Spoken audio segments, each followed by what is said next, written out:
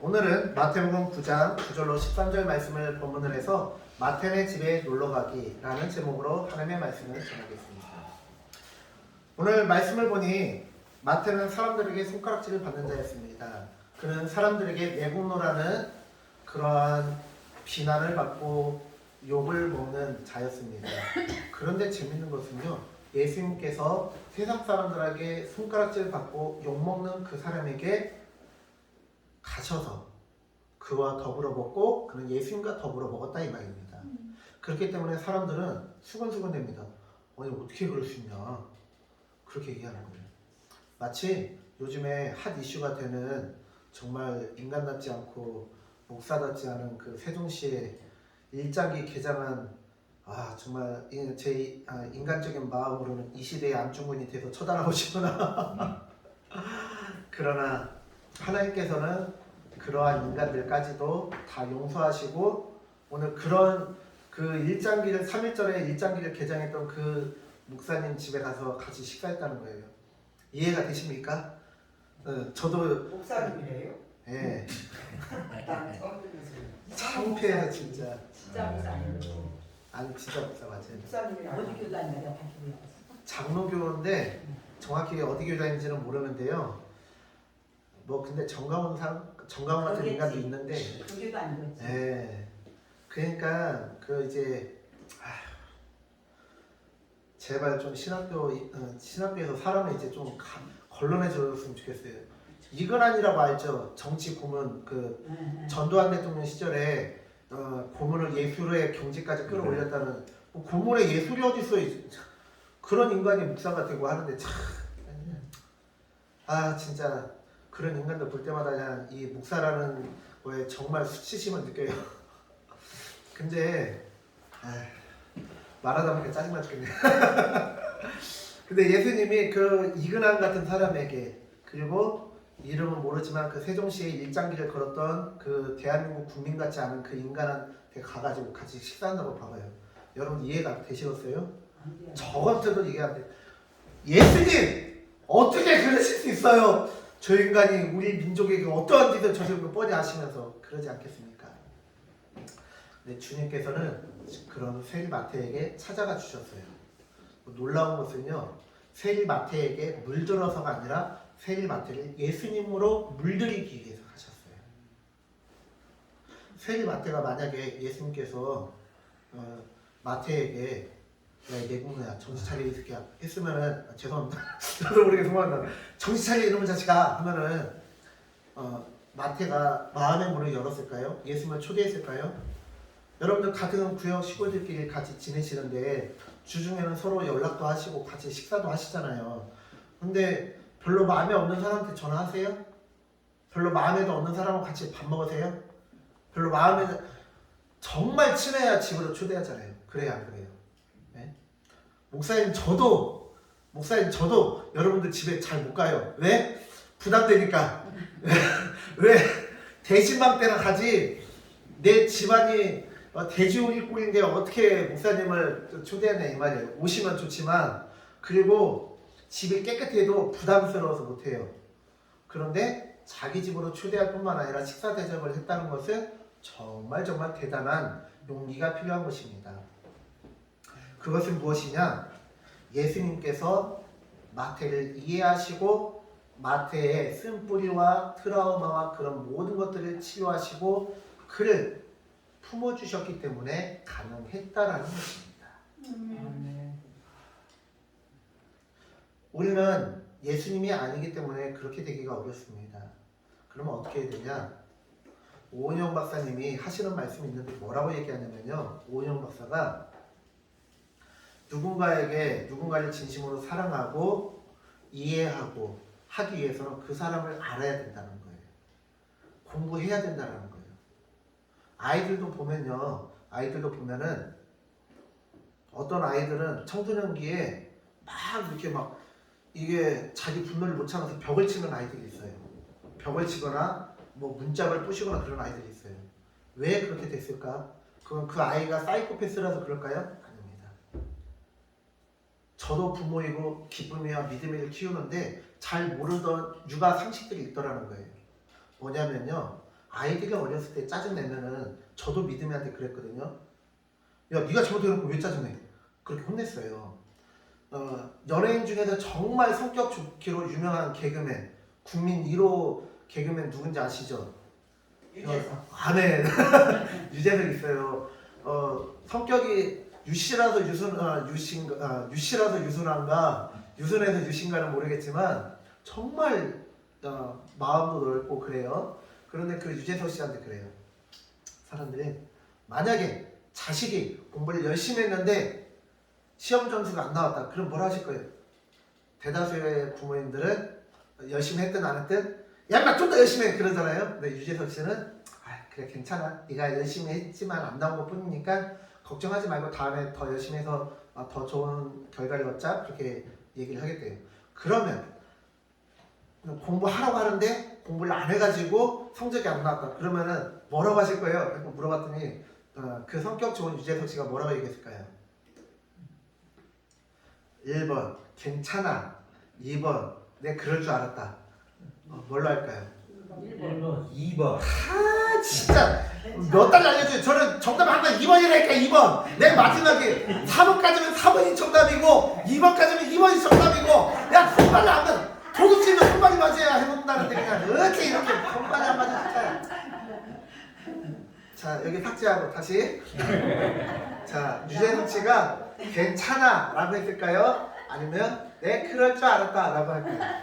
2번. 네 그럴 줄 알았다 이거 유재석 씨가 아이고 내 그럴 줄 알았다 너 놀 때부터 알아봤어. 그래서 성격 좋은 유재석 씨도 그런데요 아이들 키울 때 아이들이 이제 우리 기쁨이 믿음이보다 좀 더 어린 우리 도준이가 지금 7살 8살 되니까 8살이죠 이제 8살 돼가잖아요. 그 나이 때쯤에 막 짜증내고 그럴 때 혼내는 게 아니라 스스로 감정을 컨트롤할 수 있도록 도와줘야 된대요. 네가 잘못했는데 왜 짜증내? 그게 아니라 네가 속상했구나, 네가 화가 났구나. 그런데 한번 마음을 가라앉히고 저기 가서 좀 마음을 가라앉히고 와봐. 그리고 마음을 가라앉히고 오면은 아까는 왜 화가 났어? 물어보고. 근데 그 화내는 이유가 정당할까? 그럼 자기도 알아요. 근데 컨트롤이 안 될 뿐이지. 그럼 어떻게 하면 좋을까? 그래 다음에는 우리 믿음이가 스스로 감정 컨트롤하는 거를 한번 노력해보자, 연습해보자 그렇게 하는 거예요. 그래서 자기가 스스로 감정을 자기의 힘으로 컨트롤할 수 있도록 해줘야 되는데 대한민국 대다수, 저도 그랬으니까요. 목사님 저도 대다수의 부모들은 혼내기에 바빠요. 버르장머리 없다고 그래요. 그럼 어떻게 되느냐? 얘가요 나중에 집어를 때려요. 왜? 승질내면 안 되니까. 다른 사람들한테 승질내면 안 되니까. 외부의 압력으로 자기의 감정을 다스림 받던 아이는 외부의 압력을 받아야 돼. 그러니까 자기 손으로 자기 머리를 때리는 거예요. 그래서 화를 가라앉히는 거예요. 짜증을 가라앉히는 거예요. 그게 좀 더 크면 어떻게 되냐? 주먹으로 벽을 치는 거예요. 여러분 아셨어요? 몰랐어요? 몰랐죠? 몰랐어요. 저도 몰랐어요. 저도 몰랐어요. 대다수의 부모들 잘 모르죠. 그런데요, 그걸 알게 되니까 어떻게 돼요? 아이가 변하더라는 거예요. 또 한 가지, 어제 이제 청소년 교사 세미나가 있었어요. 이제 3월달은 대신반 기간이고 그래서 많은 교회들이 오지는 못했지만 그래도 한 교사 선생님도 20분 정도 그리고 목회자 한 8분 정도 그렇게 해서 거의 한 30명 가까이 오셨거든요. 근데 이 정성원 목사님이라고 해서 굉장히 청소년 사역을 탁월하게 하시고 실패도 경험하고 성공도 경험하고 그리고 책도 무려 3권이나 쓰신 분이 있는데 이분이 교육학도 전공하고 그렇게 해가지고 굉장히 아이들을 잘 하시더라고요. 근데 참 어제 많이 유익이 됐어요. 많은 유익이 있었는데요. 아이들에 대해서 이해할 수 있는 것들을 많이 얘기하시더라고요. 여러분 아이들이 쓰는 은어들이 있는데 비담이 뭔지 아세요? 비담? 모르시죠? 노담은 아세요? 네, 요즘 정부에서 진행하는 캠페인인데 노 담배에서 담배를 안 핀다예요. 그리고 비담은 비주얼 담당이 돼서 비주얼이 외모거든요. 외모 담당이라는 뜻이에요. 네. 그렇게 아이들이 쓰는 은어도 있는데 그거 몰라도 되고요. 더 중요한 건 무엇이냐? 우리 아이들이 이제 수련회 같은 데 가면은 이제 저도 그래왔지만 마룻바닥에서 이렇게 하잖아요. 그래야 무릎 꿇고 기도하기 좋으니까. 근데요, 아이들 1년이면요 10cm, 2년이면 25cm씩 커요. 사춘기에. 그럼 몸이 급작스럽게 그렇게 크면요 아이들이요 한 자세를 오랫동안 유지하기도 힘들고 막 그래요. 진짜 우리 어르신들도 바닥에 앉는 게 편해요, 의자에 앉는 게 편해요? 의자가 편하시죠. 근데 1950년대에 처음 교회 장의자 같은 거 생겼을 때 그 당시 어르신들이 그때 당시 여기 계신 분들이 태어나지 않거나 태어났어도 애기였잖아요. 근데 그때 당시 어르신들이 뭐라고 하는지 어디 불경하게 의자에 앉아? 그래놓고 막상 절반은 의자, 절반은 마룻바닥 그렇게 했거든요. 어르신들이 의자에 다 앉아요. 지금도 어르신들이 의자가 편해요. 근데 아이들은요 성장기이기 때문에 한 자세를 오래 하는 게 너무 힘들어요. 그런데 어른들이 뭐라고 하죠? 야 허리 똑바로 펴! 허리 똑바로 펴고 고개 들어! 정신 차려! 그냥 그러잖아요. 근데 그건 아이들한테 구분하는 거예요. 우리 권사님들이 바닥에 앉는 것이 힘든 것처럼 아이들도 마찬가지라는 거예요. 그리고 성장이 끝나고 몸이 완화가 이제 어느 정도 적응이 되면 그때 이제 그게 가능하다라는 거예요. 요즘 집에서 부모님들이 아이들한테 제일 많이 하는 말이 뭔지 아세요? 아시는 분 제가 10만 원 드립니다. 모를 거기 때문에 짜잔! 10만 원이 오는데 모르시겠죠? 어제 그 자리에도 거의 30-40명 계셨는데 아무도 못 맞췄어요. 그냥 혹시라도 우리 권사님들 성도님들은 똑똑하시니까 이 10만 원을 받아갈까 걱정돼서 말씀드릴게요. 했어? 너 숙제했어? 너 공부했어? 이빨 닦았어? 너 씻었어? 했어? 했어. 네. 그렇듯이 목회자인 저도 청년에 대해서 청소년에 대해서 많이 나름대로 연구하고 책도 보고 했음에도 불구하고 저도 여전히 모르는 게 많아요. 그런데 어제 세미나를 듣다 보니까요 선생님 저뿐만 아니라 그 자리에 참석한 많은 분들이 참 유익했다라고 하면서 이제 예를 들어서 한 반에 5명인데 그 중에 3명은 잘나고 2명이 장기 결석돼. 그러면 선생님들이 어떤 마음 때문에 교사를 많이 그만두냐면요 교사 정도 할 정도면 교회에서 정말 헌신을 많이 하시는 분임에도 불구하고 이 2명 때문에 내가 모자란 게 아닌가? 내가 부족해서 아이들이 나오지 않는 게 아닌가? 그런 생각 때문에 괴로워서 그만두는 거예요. 근데요, 그렇지 말라. 왜? 연결의 끈은 놓지 말되 자기 때문에 그런 게 아니라 3명한테 집중하고 아이들한테는 일주일에 한 번이나 한 달에 한 번 정도. 그리고 어른들의 속도와 아이들의 속도는 다르고 예민하기 때문에 거기에 한 가지 일로 기뻐하고 한 가지 일로 슬퍼하고 그렇게 하지 말래요. 그런 것을 들으니까 선생님들이 위로를 얻고 힘을 얻으시는 거예요. 왜? 많은 선생님들이 그걸로 지쳤거든요. 내가 부족해서 안 나오는구나. 내 기도가 부족해서 그렇구나. 아니요. 제가 저번에도 말씀드렸죠. 한국교회에 어쩌면 한국교회가 아무리 발버둥 쳐도 부흥하는 교회가 100분의 1, 1000분의 1 정도밖에 안 되는 것은 우리의 노력이 아니라 하나님께서 하셨다는 것을 인정하지 못하기 때문에 그럴 수도 있다는 거예요. 100명의 목회자 중에 열심히 안 하는 목회자 보셨어요? 보셨구만. 대답 안 하는 게. 그냥 속된 말로 생계가 걸려있기 때문에 열심히 할 수밖에 없고요. 그걸 떠나서 사명감과 생계를 위해서 열심히 하십니다. 대다수는. 그런데요. 문제는 잘 되면 내가 열심히 했다는 교만에 빠질 수가 있고 못 되면 내가 못해서 그럴 수 있다는 자괴감에 빠질 수 있는데 제가 방금 말씀드린 자만과 자괴감에는 둘 다 뭐가 들어가요? 자기가 들어가요. 스스로 자기에 따라서 마치 회사 영업 실적이 좋고 나쁜 것처럼 결정된다고 생각하는 게 그 바닥에 깔릴 때 아니에요.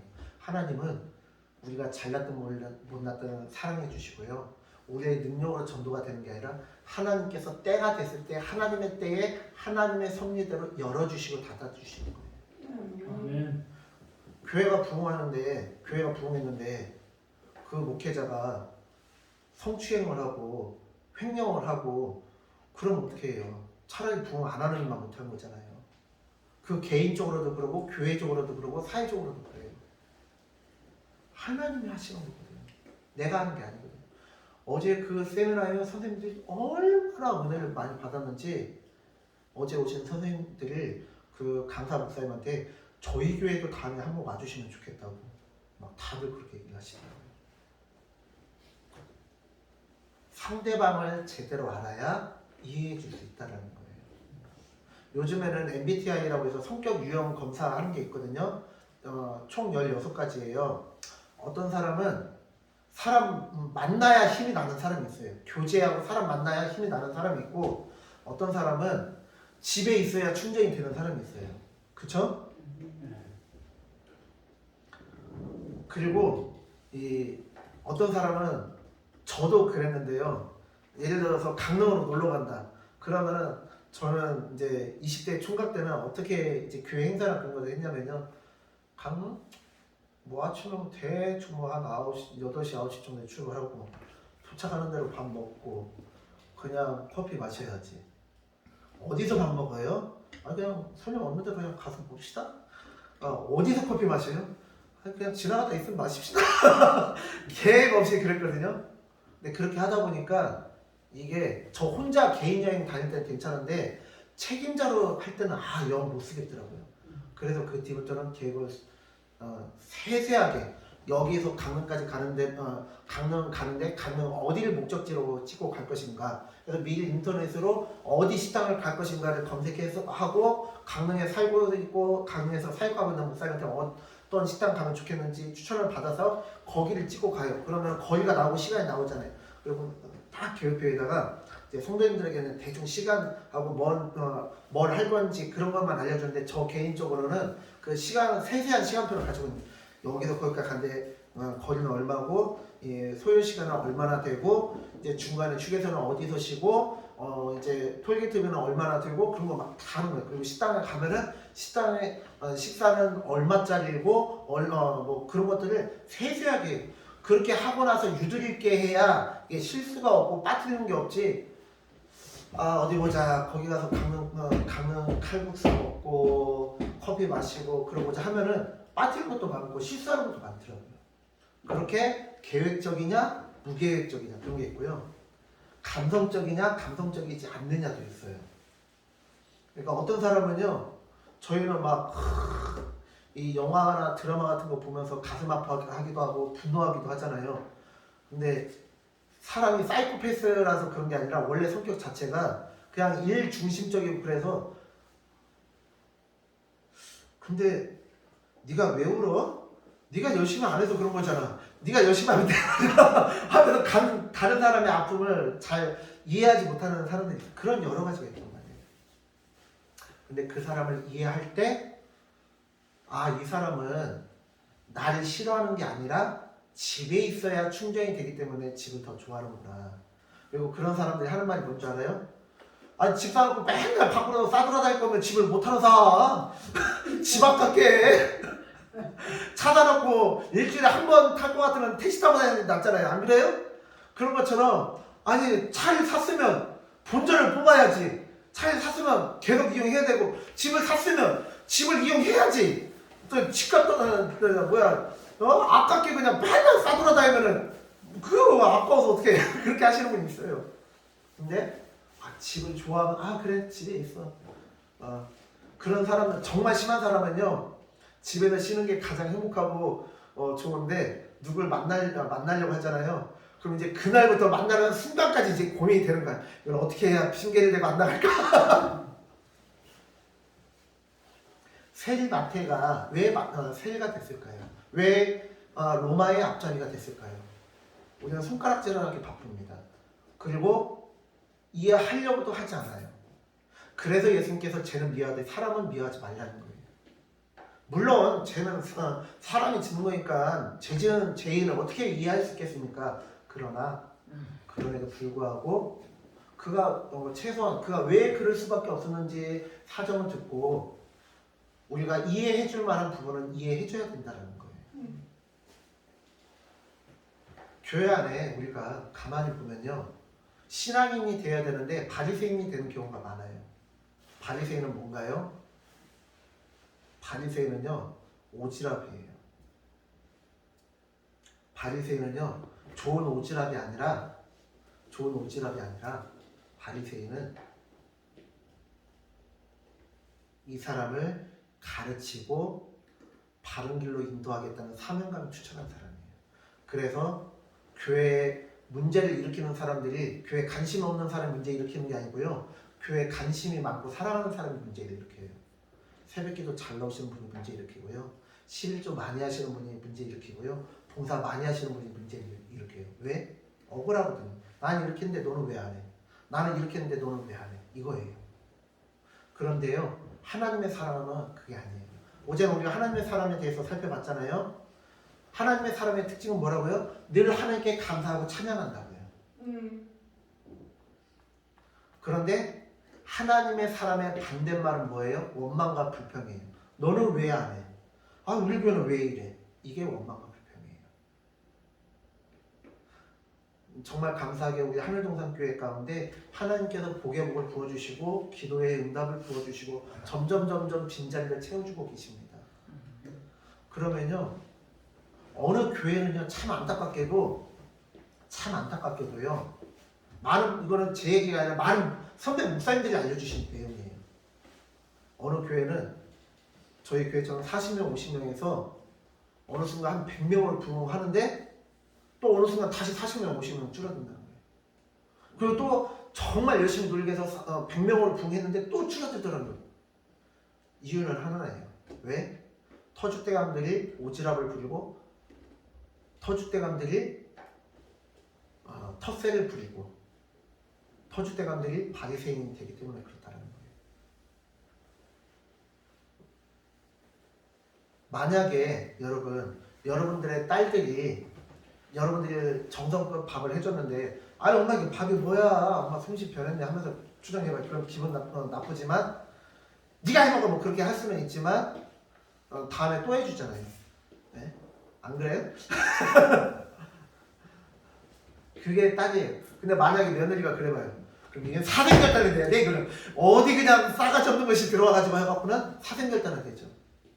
마찬가지 교회도요. 정말 주님 안에서 한 형제예요, 자매요, 가족이다라고 생각을 하면요. 내가 품어줄 수 있어요. 용서해줄 수 있어요. 그런데 이 세상에 딸 같은 며느리가 절대 있을 수 없는 이유는 무엇이냐? 이해해줄 수 없거든요. 이 연예계 보면 박주윤이라고 아나운서 출신의 이 연예인이 있어요.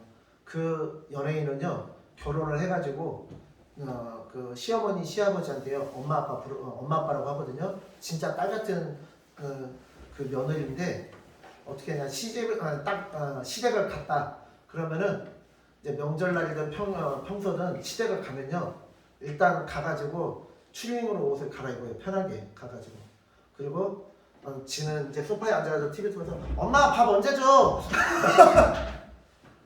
그거 이해해줄 수 있으면 딸 같은 며느리 가능하다라니까요.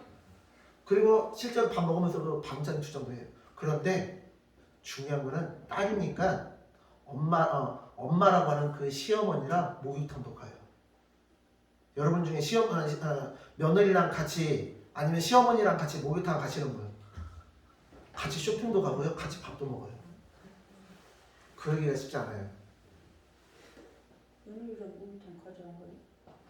아니 그러니까 이제 딸처럼 편하게 자주 그렇게 가실 수 있냐 이 말이죠. 이제 며느리가 막 반말로 막 그러고 엄마 밥 언제 줘? 막 그렇게 해도 아이고 우리 딸 힘들었지? 그래 하면서 해줄 수 있는 부모가 별로 없다라는 거예요.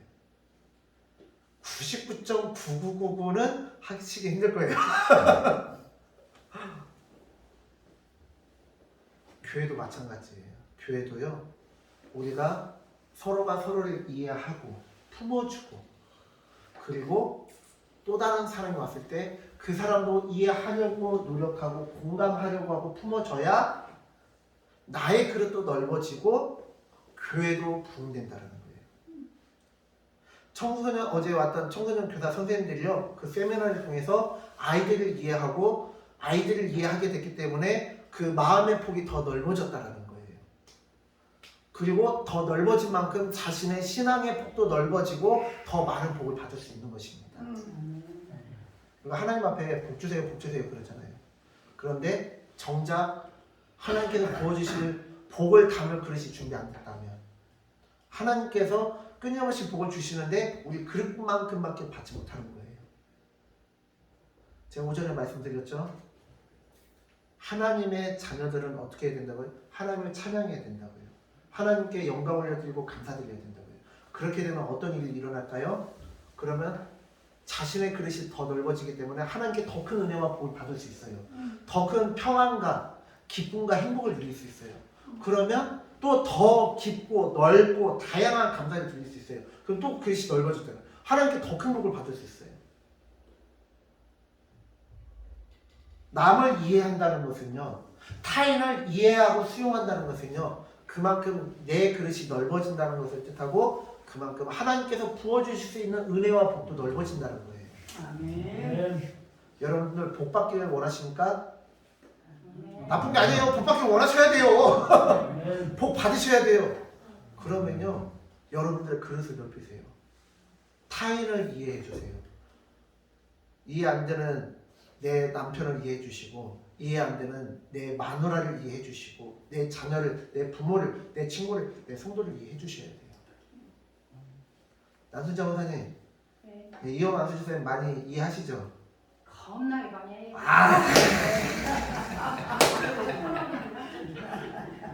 이영 안수지 선생님 넘어갈게요. 아이 긁적긁적 하시는데 물어보기. 전영사 안수지 선생님 아니 넘어가고. 아니 많이 이해하시죠, 전노령 과사님? 네, 이해해 주세요. 이해해야 돼요. 이해해야 내 그릇이 넓어지고 내 그릇이 넓어져야 더 많은 복과 은혜를 마음껏 누릴 수가 있습니다. 아멘. 여기다가 1리터를 붓는다고 1리터가 다 채워져요? 이 그릇밖에 안 돼요. 이 그릇밖에, 이 컵밖에 안 돼요, 물이. 그냥 1리터 붓는 거는요, 물이 줄줄 흘러내리고 낭비예요, 물 낭비. 그러면 하나님 앞에 복 주세요 기도하기 전에 내 그릇을 넓혀야 돼요. 내가 종자기 그릇이면 하나님 은혜를 종자기밖에 경험 못하고요.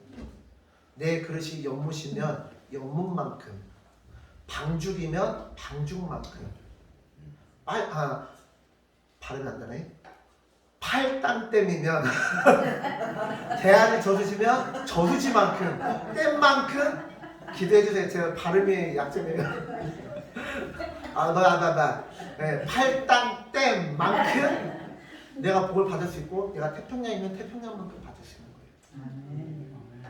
거예요. 지금 이 세상에는 그렇게 저수지만큼, 태평양만큼 넓은 사람이 없기 때문에 우리의 삶을 통해서 하나님의 사랑과 은혜가 세상에 비춰지지 않고, 그러기 때문에 사람들이 교회를 떠나는 것입니다. 사랑하는 성도님들, 여러분들이 복받기를 원하시고 여러분들 때문에 여러분들 가정이 교회가 복받기를 원하십니까? 그렇다면 여러분들의 마음의 그릇을 넓히십시오. 죄인인 세린의 집에, 마텐의 집에 놀러 가십시오. 손가락질 받는 창녀의 친구가 되십시오. 손가락질 받는 죄인들의 친구가 되십시오. 그래야 여러분은 넓어지시고, 그래야 하나님께서 마음껏 은혜와 복을 넘치도록 채워주실 수가 있습니다. 기도하겠습니다.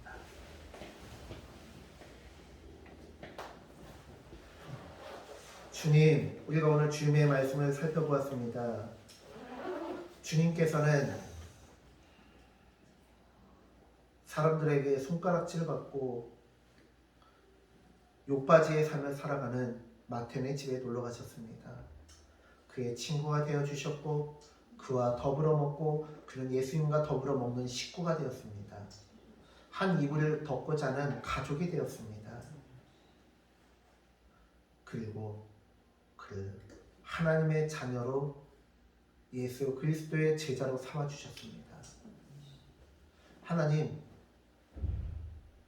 우리가 만나는 사람들이 나 때문에 하나님을 만나는 사람이 있습니까? 하나님을 발견하는 사람이 있습니까? 나 때문에 여호와의 소리를 발견할 수 있는 사람들이 있습니까? 하나님 죄송합니다. 그러지 못했던 삶을 용서하시고 이제는 내 삶 속에서 여호와의 소리가 널리 퍼져나가는 삶이 되게 하시고 내 삶을 통하여 예수 그리스도의 향기가 나타나게 하여 주옵시고 내 삶을 통하여 하나님의 그 생명의 빛이 비춰지고 생명의 소금을 맛볼 수 있는 놀라운 삶이 되게 하여 주시옵소서. 아멘. 그리하여 이 세상을 복되게 아름답게 만들 뿐만 아니라 나 또한 넓어진 나 또한 하나님의 은혜와 복을 마음껏 받아 누리는 자가 되게 하여 주시옵소서. 아멘. 감사드리며 예수님의 이름으로 기도드렸습니다. 아멘.